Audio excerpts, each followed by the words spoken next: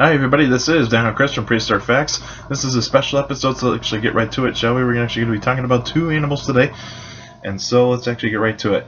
First animal we're going to be talking about is Archaeopteryx. Archaeopteryx in Greek or Latin means ancient wing, and size is about 20 inches long. Lived in the Jurassic around 150 million years ago.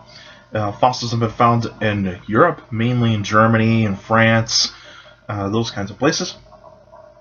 And it is actually insectivorous, so it actually would eat insects.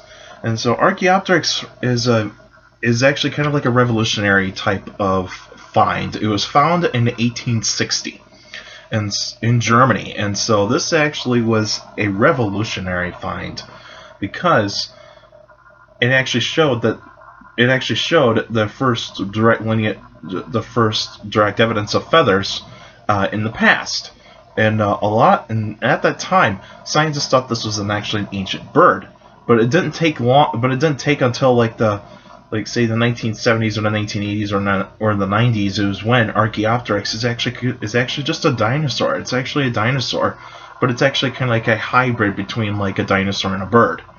And so it was kind of like that, like in between type of lineage. But the thing is that Archaeopteryx is not really kind of close. Is not really a direct like ancestor from birds. It's just still part of the dinosaur. It's still part of the dinosaur lineage. It's just actually kind of in that spot where dinosaurs are actually kind of starting to break away from actually just being giant type of animals that we all know. When we actually look at Archaeopteryx, the incredible find, one of the most famous ones, is where you can actually see the feather impressions of the wings and also on the tail. I mean, it's just amazing to actually look at. You actually can see casts of this one like crazy everywhere. And so and the thing is that this find was actually found a couple of years after Charles Darwin actually published Origin of Species. So this was actually really good evidence to a lot of scientists that actually believed in evolution, actually saw like this is the direct evidence for evolution. And so and also like Edward Drinker Cope and O.C. Marsh were actually kind of in that transition as well, as where they were finding prehistoric fossils of prehistoric animals that are actually kind of very different from things in the past, and also you can actually see like birds with teeth and all that sorts of stuff. But Richard Owen gets the credit for actually naming Archaeopteryx, because he actually took a look at it and actually just saw that the feather impressions are actually for wings, and that is actually kind of pretty cool. And it didn't take, and it wasn't until this, like a few years ago, is when they actually have figured out the pigment of some of those feathers, and they believe that Archaeopteryx had mostly black feathers, and so that actually is kind of pretty cool. Is to actually see like a dinosaur that actually has black feathers all over it. And so Archaeopteryx would actually be a gliding type of animal. It probably wouldn't be a powered flight type of animal, so it wouldn't be able to flap its arms or in this case wings, to actually give it a little bit more power in terms of flight. So it would just be riding off. So it would actually be gliding off of wind currents, and so that would actually how it would actually go from like tree to tree, and also try to catch its prey.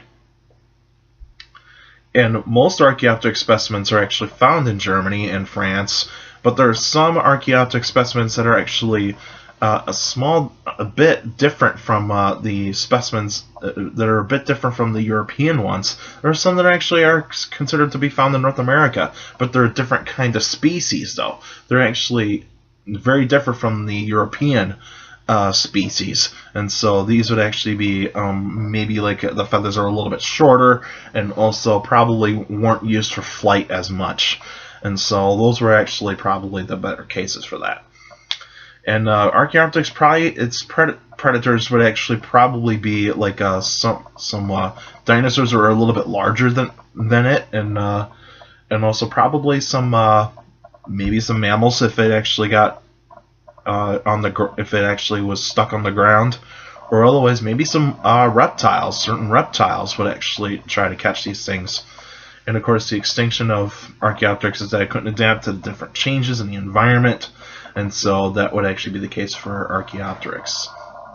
Alright, the next animal we're actually going to be talking about is Styxosaurus. And Styxosaurus, I can't remember what the meaning is for the name, but if somebody let me know on the comments. Fossils have been found in North America. It lived around, say, around 80 to 70 million years ago, and in North America, most of the fossils have been found, and of course, it's actually a fish eater. It's a fish eater, and then the thing is, a Styxosaurus, it's a plesiosaur. It's actually a plesiosaur, and Styxosaurus had actually got a little bit of fame, almost 10 years ago, but it was probably more like 8 or 7 years ago.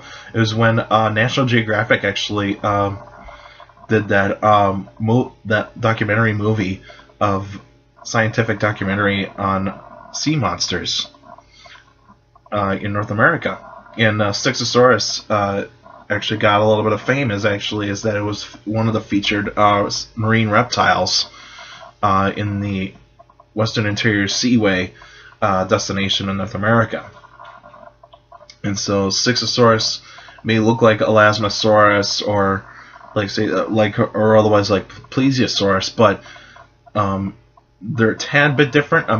Elasmosaurus and Styxosaurus are pretty much the same size. But I think the differences of Styxosaurus and Elasmosaurus is that I think Styxosaurus' neck is not as long as Elasmosaurus, and I think the head is a tad bit larger, I think, as well. So I think that would be the case for Styxosaurus, because I think Elasmosaurus has a couple more vertebrae in its neck, and I think the head is a little bit smaller. And so, like plesiosaurs, of how they hunted is that they just snuck their heads in to like a school of fish, and they actually just snatched up the fish with quick snapping of the jaws. And so it wouldn't be chewing its prey; it would actually be catch and swallow, and that's all it'll probably be doing. Because in the ocean, you need to actually catch your prey fast, and so that's why their jaws and head are actually very quick for like a quick strike type of motion. That's why they have that long neck. Because you see, because if fish saw those huge bodies that they actually had, fish would actually just swim away really fast. But if you got a long neck and a smaller head, then the fish would actually be like, oh, what's this? And then all of a sudden, snap, snap, snap, and then the schools of fish would just scatter. And so that would actually be that case.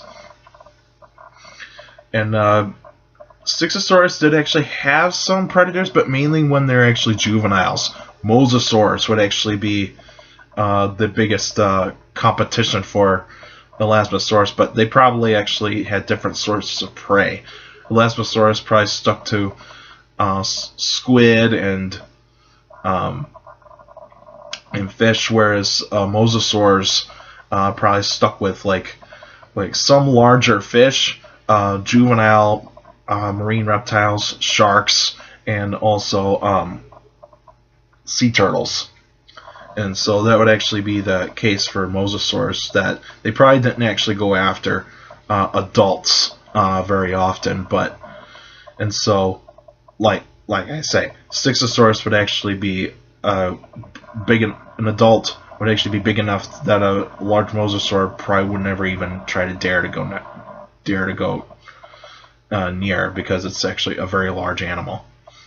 And of course, the extinction of Styxosaurus is that it actually just couldn't adapt to the changes, especially that the Western Interior Seaway was actually retreating, and so that would actually be the case is that it actually had to leave its main territory to actually swim around the Gulf of Mexico, and so that would actually be the last ditch effort. But if it did live around the end of the age of dinosaurs, around the end of the Mesozoic, around 66 million years ago, then pretty much is that the asteroid and also different types of changes in the environment just couldn't just cause catastrophic changes, and so that's how it actually ended.